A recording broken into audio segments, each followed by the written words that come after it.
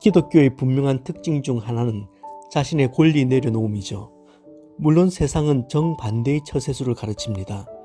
그래서 사람들은 자신의 권리 확보를 위해 핏대를 높이며 주장합니다. 저는 주일 설교에서 왜 권리 내려놓음이 복이 되는지를 말씀드렸습니다. 권리 내려놓음 그 자체가 상이고 권리를 내려놓을 때 사람을 얻는다고 말씀드렸죠. 그리고 조덕삼 장로님과 금산교회 이야기로 설교를 마무리 지었습니다. 주일 지나고 월요일 이상욱 장로님 네 분께서 그 억센비를 뚫고 왕복 8시간을 달려 금산교회 영상을 찍어 오셨습니다. 그래서 오늘 설교 요약은 제가 다시 한번 금산교회 이야기를 들려드리고 이후에 찍어 오신 금산교회를 한번 둘러보는 것은 어떨까요? 1907년 평양에 대부흥이 일어납니다. 그러자 더 많은 선교사들이 인천항으로 입국하기 시작해요. 미국 남장로교 선교사였던 테이트는 주로 전라도 군산을 중심으로 전도를 하는데 금산면 금산리에서 조덕삼이라는 사람을 만나게 됩니다. 당시 조덕삼은 전주 지방에서도 큰 소리를 칠 정도로 부자였습니다. 조덕삼은 테이트 선교사와 그의 조사인 김필수로부터 복음을 듣습니다. 물론 처음부터 영접하지는 않았다고 해요. 오랫동안 테이트 선교사를 지켜보던 조덕삼이 어느 날 이렇게 묻습니다. 아니 그렇게 살기 좋은 나라를 포기하고 왜 이 가난한 조선 땅에 왔습니까?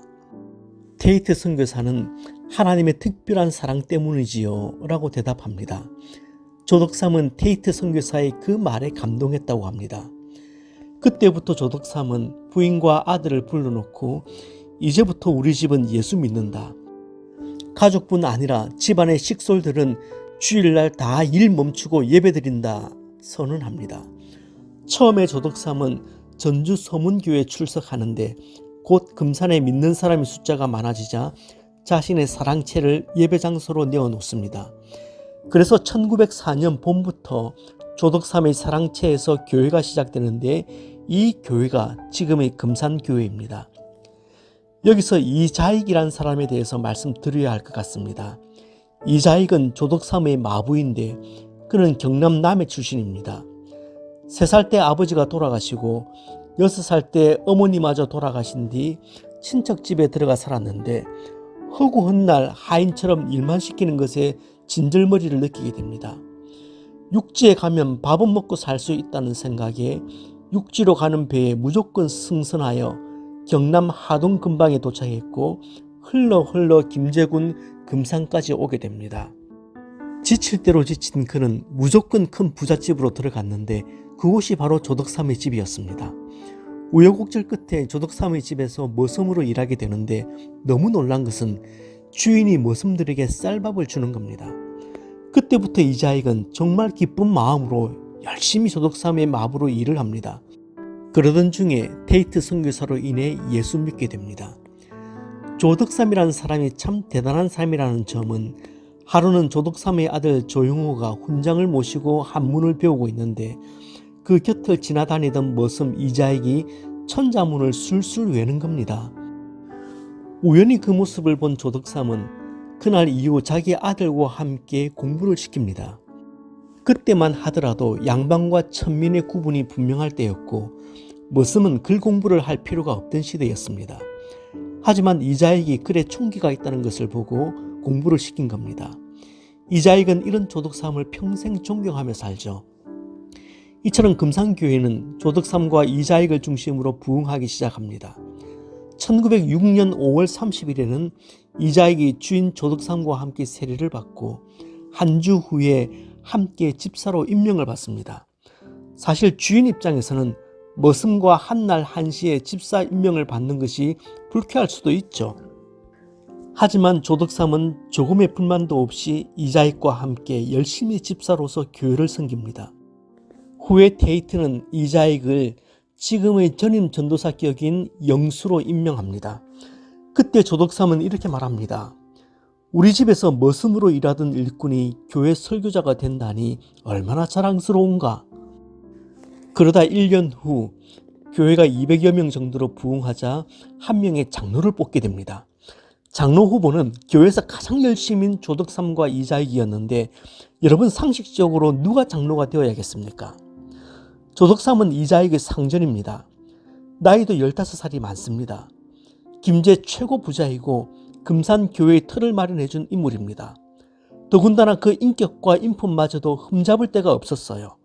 그리고 교회의 모든 재정을 총괄하는 사람이었습니다. 그런데 투표 결과 머슴 이자익이 장로로 선출된 겁니다. 당시 장로는 종종 설교도 하고 교회를 이끌어가는 실제적인 총책임자였습니다. 이자익이 장로가 되었다는 것은 앞으로 상전인 조덕삼이 머슴인 이자익의 설교를 자주 들어야 하고 이젠 함부로 반말도 할 수 없고 오히려 그 머슴을 도와서 일해야 한다는 것을 의미합니다. 이런 게 싫어서 서울 곤당골 교회에서 양반들은 우리는 백정들과 같이 예배 못 드린다고 뛰쳐나가 홍문석골 교회를 세웁니다. 금산교회도 마찬가지였습니다. 교회 분위기가 한순간 썰렁해졌죠. 이때 몇 명의 다른 양반들이나 조덕삼 가족들의 마음은 어땠을까요? 인간적으로 보면 면이 안 서는 거죠. 교회는 이렇게 분열되는 겁니다. 그런데 교회가 갈라지기 일보 직전인 그때 조덕삼 집사가 테이트 선교사에게 발언권을 얻어서 교인들에게 인사를 하는데 어떻게 했는지 아십니까? 우리 금산교회 교인들은 참으로 훌륭한 일을 해냈습니다. 저희 집에서 일하고 있는 이자익 영수는 저보다 신앙의 열의가 대단합니다.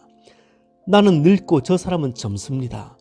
이자익이 장로로 섬기는 게 옳습니다. 그를 중심으로 우리 교회가 부흥해야 합니다. 나는 이자익 장로님을 잘 받들어 교회를 더욱 잘 섬기겠습니다. 여러분 감사합니다. 온 교회가 박수갈채를 보냈습니다. 선교사가 설교를 못하는 주일이면 누가 설교를 하느냐? 마부 이자익 장로가 했습니다.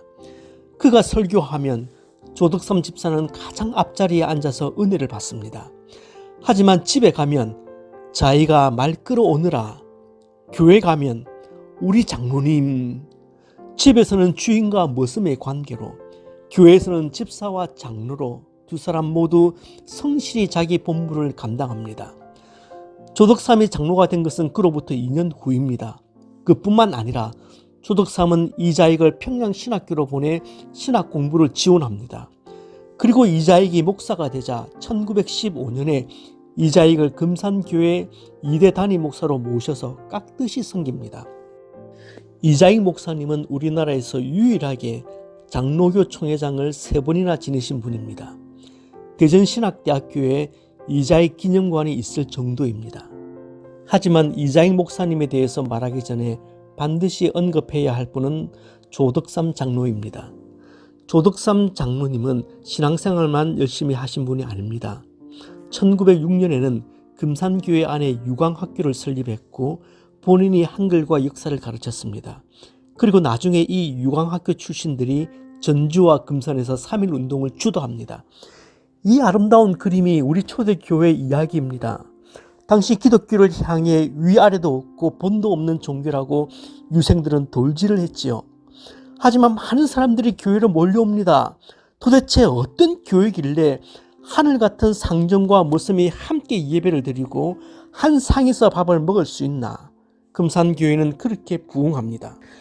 조덕삼 장로님은 금산교회에서 얼마든지 자신의 권리를 주장할 수 있었습니다.